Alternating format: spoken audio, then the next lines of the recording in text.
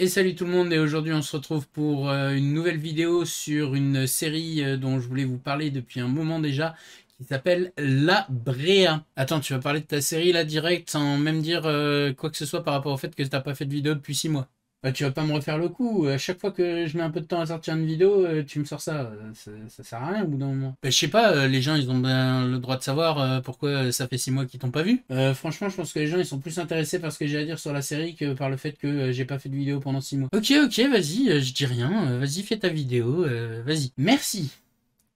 Donc, je vous disais, aujourd'hui, on va parler de La Brea, une série dont je voulais vous parler déjà depuis l'année dernière. Bon, il s'est passé pas mal de trucs qui ont fait que ça a été remis à plus tard, mais là, c'est le bon moment de vous en parler, puisque apparemment, elle vient ou elle va sortir sous très peu de temps sur TF1 pour sa première saison. Aux États-Unis, ils en sont déjà à la saison 2, et donc je vais pas vous spoiler, je vais pas rentrer particulièrement dans les détails, même si, bon, pour pitcher le truc, il va déjà falloir un petit peu raconter quand même deux, trois choses. Mais voilà, on est là dans une partie plutôt no spoil, dans une vidéo même plutôt no spoil, où je vais vous juste vous pitcher un peu la série et puis vous dire ce qui moi me plaît dans cette série et puis aussi quelques points un petit peu plus négatifs, mais dans l'ensemble c'est une très bonne série. Donc La Brea, de quoi ça parle? Alors, je sais pas si vous vous rappelez, il y a quelques temps, je sais plus où, il y avait eu une faille géante qui s'était ouverte dans un quartier, dans une ville. Et il y avait genre une partie des rues et des bâtiments qui avaient été engloutis dans cette faille. Et je pense que ça a inspiré les créateurs de la série, parce que le pitch justement de cette série, c'est que bah il y a une faille qui s'ouvre béante à Seattle, si je ne m'abuse. Je suis plus sûr de la ville, mais en tout cas donc il y a une faille béante qui s'ouvre pareil au milieu d'un carrefour. Donc il y a des voitures, des bouts de bâtiments et la rue qui se font absorber dans une faille. Et on suit une famille, notamment, pas que, mais on va dire les personnages principaux, entre guillemets, de la série. C'est une famille dont, en gros, la moitié se retrouve absorbée dans la faille, le père et le fils. Et l'autre moitié ne se fait pas absorber, à savoir la mère et la fille. Donc du coup, les gens qui tombent dans la faille, en fait, ne sont pas morts et se retrouvent en pleine nature sans trop savoir où ils sont, mais très rapidement, et c'est pour ça que bon, ça je vais entre guillemets vous le spoiler, en fait on découvre très très rapidement, eux-mêmes découvrent très très rapidement qu'ils sont en moins 10 000 environ avant Jésus-Christ, puisqu'ils se retrouvent nez à nez avec des créatures qui n'existent plus, qui ont disparu, et là ils se retrouvent à devoir gérer avec cette faune et cette flore qu'ils ne connaissent pas particulièrement. Alors il y a certaines personnes qui ont certains atouts pour comprendre tout ça. Il y en a qui connaissent donc la faune et la flore pour pouvoir l'identifier, enfin historiquement, même préhistoriquement entre guillemets, pour pouvoir identifier à peu près à quelle période ils sont, etc. Mais du coup, ils se retrouvent coincés en moins 10 000 à devoir survivre avec un peu quelques trucs qui sont tombés avec eux, mais essentiellement ce qu'ils vont pouvoir trouver sur place, quoi. Donc effectivement, leurs abris, entre guillemets, c'est les restes de ce qui est tombé avec eux dans la faille, donc des voitures, des camions, il y a un bus par exemple, ce genre de choses. Et donc du coup, ils vont devoir survivre et comprendre ce qui leur arrive et trouver peut-être un moyen de revenir à leur époque. Et donc, je vais m'arrêter là en gros pour le pitch principal. Je vais vous parler un peu de pas tous les persos, mais de certains persos. Et je vais devoir tout de suite entamer peut-être le principal point négatif pour moi de la série, mais qui, vous allez voir, par rapport au pitch et à l'ensemble, c'est pas très très grave. Bon, déjà, quand la série démarre, on va dire, la première moitié de la première saison, on sent que bon, ça cherche un peu son écriture, les acteurs aussi cherchent un peu leur rôle. Bon, ça c'est normal, hein, ça dépend des conditions de production, il y a plein de choses qui rentrent en compte, et on peut pas vraiment le reprocher, surtout qu'au bout d'un moment, ça trouve son rythme et là, ça déroule, quoi. Donc, le principal vrai défaut que je vois par rapport au personnage, c'est que très rapidement, il y a un triangle amoureux qui s'instaure. Enfin, qui s'instaure. C'est pas avec des personnages qui sont ensemble en plus. C'est ça qui est compliqué. C'est-à-dire que il y a un triangle amoureux, mais qui est entre des personnages qui sont dans la faille, d'autres qui sont pas tombés dans la faille. Enfin, c'est tout un micmac. Et bon, ce côté-là, c'est pas le plus intéressant. Heureusement, c'est pas non plus la trame principale, quoi. Je veux dire, c'est pas un soap opéra non plus, hein.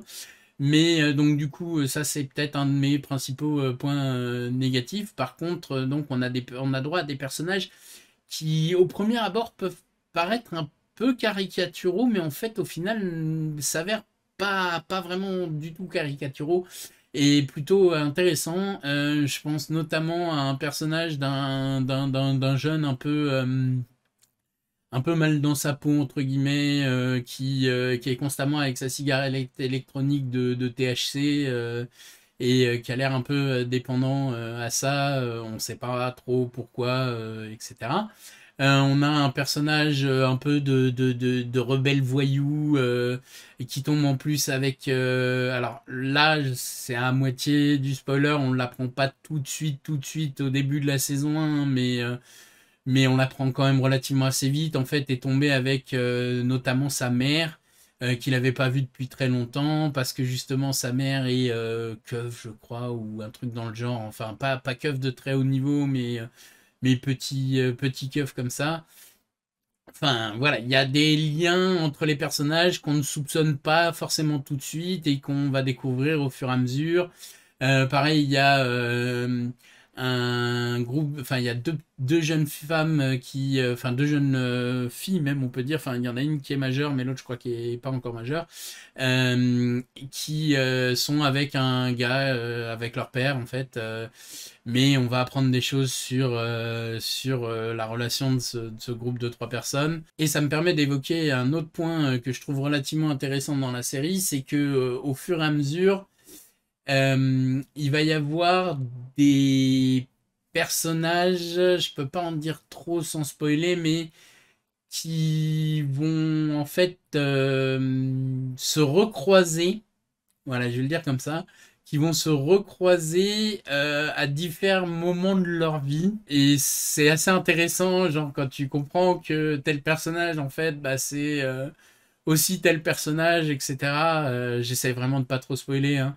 Euh, ça crée des intrigues assez intéressantes entre les personnages. Dans l'ensemble, moi, c'est une série que j'apprécie vraiment beaucoup en ce moment. C'est un peu la série que j'attends, dont j'attends le plus, enfin, en tout cas, une des séries dont j'attends le plus les épisodes chaque semaine. Au niveau de la production, c'est pas dégueulasse. Alors bon, c'est pas très dur parce que la majorité du temps, ils sont soit bah, dans une ville, soit en moins 10 000, donc dans une plaine en gros, plus ou moins, ou dans une forêt, entre guillemets. Et du coup, ça demande pas masse budget. Le budget va plus être dans comment dire dans bah, les quelques scènes où il y a des animaux préhistoriques. Alors c'est pas des dinosaures, hein, je veux pas vous induire en erreur, ils sont encore moins 10 000, hein, faut pas déconner. Mais donc des animaux éteints en tout cas qui vont apparaître, voire des animaux pas éteints.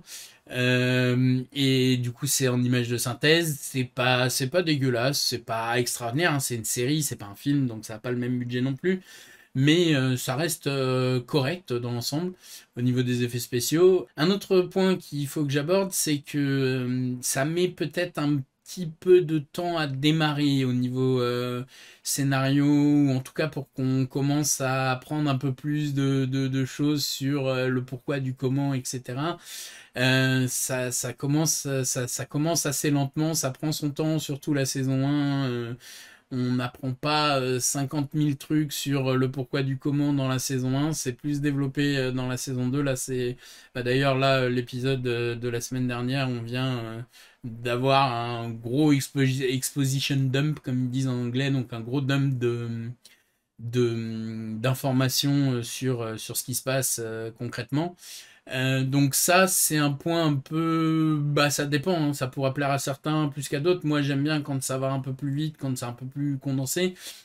Là on sent que bon, ils ont quand même envie de profiter de leur idée, quoi, de leur pitch, et donc de mettre un peu de temps à alimenter en information pour qu'on comprenne un peu plus tout ce qu'il en est. Mais par contre, la saison 2 là, ça va beaucoup plus vite. On entre vraiment plus dans le vif du sujet et c'est vraiment très intéressant.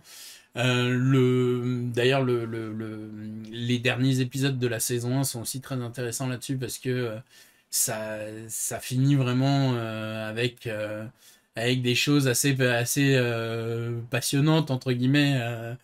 Et on a envie d'en savoir plus vers la fin de la saison 1 et sans rester trop sur sa fin non plus. À la fin de la saison 1, c'est assez bien géré là-dessus. Ils arrivent à résoudre certains trucs, bah, notamment vu qu'ils ont développé pas mal les rapports entre les personnages principaux. Je vous ai pas tout cité, hein, il y a plein d'autres personnages. C'est vraiment un ensemble cast, comme on dit aussi en anglais. Il y a vraiment pas mal de... Enfin, pas ensemble cast dans le sens où ils sont pas tous connus, mais loin de là. Mais il y a vraiment pas mal de personnages, quoi, et on suit... c'est un peu une série où on va passer 5 minutes avec tel groupe de personnages, puis 5 minutes avec tel autre. On va suivre progressivement l'évolution de l'histoire de tous ces personnages, un peu en parallèle. Ça coupe pas mal entre différents groupes régulièrement. C'est pas forcément moi personnellement le type de construction narrative que je préfère. C'est un peu le plus classique des grosses chaînes américaines, parce que là c'est une série CBS, hein, si je ne m'abuse. Donc c'est vraiment format télé, quoi, série télé plus que série streaming, avec vraiment une construction narrative dans les séries streaming qui est plus rapide, qui est plus direct, où il y a moins de sauts entre divers personnages. Enfin, ça dépend, hein, mais dans l'ensemble, c'est plus une construction classique à la série télé, quoi. Mais étonnamment, ça m'a pas plus gêné que ça. Là, je vous ai cité déjà deux, trois défauts principaux, mais vraiment tous ces défauts, alors que pourtant c'est des défauts qui, moi, en général, ont tendance à me rebuter. Bah là, je trouve le pitch et l'idée de base tellement, enfin, suffisamment original et intéressant pour vraiment arriver à passer outre. Et bah, pour vous donner un exemple, moi, par exemple. The 100, je sais pas en français si c'est Les 100, mais vous voyez de quelle série je parle. J'avais regardé la saison 1 et puis j'avais lâché l'affaire parce que notamment je trouvais que c'était un peu trop teenage dans le jeu, etc., dans l'écriture. Ça m'a pas fait du tout cet effet-là sur la Bréa. Bah, parce que c'est plus adulte, mais je veux dire, c'est un peu le même genre d'écriture, mais ça m'a pas du tout autant gêné dans la Bréa que dans The Android par exemple. Donc vraiment, c'est une série que je vous recommande. En plus, bah, comme je vous ai dit en début de vidéo, elle vient ou elle va récemment ou bientôt sortir sur TF1 a priori. A priori, si c'est possible de la voir sur le site en VO, je vous conseille plutôt de la regarder en VO quand même, parce que bon, vu le genre de série, vu que ça vient de la télé classique américaine, etc. Et en plus, vu que c'est sur TF1, je me méfie d'avance. J'ai pas vu un seul épisode en VF, hein, et j'en verrai probablement jamais. Mais je pense que la qualité d'acting, notamment, sera encore un peu en dessous si vous regardez en VF. Mais dans l'ensemble, je pense que ça peut plaire à tous les amateurs de science-fiction, mais soft, de soft science-fiction, qui arrive quand même à avoir plus un côté un peu drama. Donc c'est très axé sur les personnages, sur leur histoire, sur leur vie, tout en ayant des éléments de science-fiction, bah, par rapport au pitch de base, quoi. Donc ça permet pour des gens qui sont pas forcément fans de science-fiction de quand même s'y retrouver dans la série. Et pour des gens qui, comme moi par exemple, sont des gros fans de SF, bah, de quand même en avoir pour leur argent, entre guillemets. Donc voilà, j'espère que vous serez intéressés par cette série, parce que vraiment, personnellement, moi comme je vous ai dit, c'est une série que j'attends chaque semaine quand les saisons démarrent. que je pense que probablement je re-regarderai peut-être certaines saisons quand on aura avancé. Je vais pas me remettre la première tout de suite, hein, ça c'est sûr. Pas qu'elle soit pas bien, hein, je veux vraiment pas vous donner cette impression-là, mais comme vous l'avez compris, un peu lent au démarrage, ça met un peu de temps à trouver ses marques, donc je pense pas me refaire la saison 1 tout de suite, quoi, mais en tout cas, je pense que c'est une série que j'aurais plaisir à re-regarder si elle évolue positivement, comme pour l'instant, en tout cas, grâce à la saison 2, j'ai vraiment l'impression que c'est le cas, en tout cas. Donc voilà, je vous remercie de nous avoir suivis, je vous invite, comme d'habitude, à liker, partager, commenter, tout ça. Je sais que ça fait très relou d'entendre les youtubeurs à chaque fois dire ça à la fin, mais en fait, bah vraiment, c'est important dans le sens où... moi là clairement je fais pas mes vidéos pour espérer un jour être monétisé sur YouTube ou quoi que ce soit ou même que des gens donnent sur Patreon ou Utip ou quoi que ce soit, mais juste j'ai envie de faire découvrir des films qui sont pas forcément les plus connus, des séries qui sont pas forcément connues ou pas forcément encore sorties en France. Bon là elle vient tout juste de sortir donc c'est le bon moment. Et bah si je le fais découvrir à 200 personnes déjà, c'est mieux que si je le fais découvrir à 20 personnes. Donc bah n'hésitez vraiment pas à commenter, liker, partager tout ça. Et moi je vous dis à très vite, j'espère, pour une prochaine vidéo. Ciao!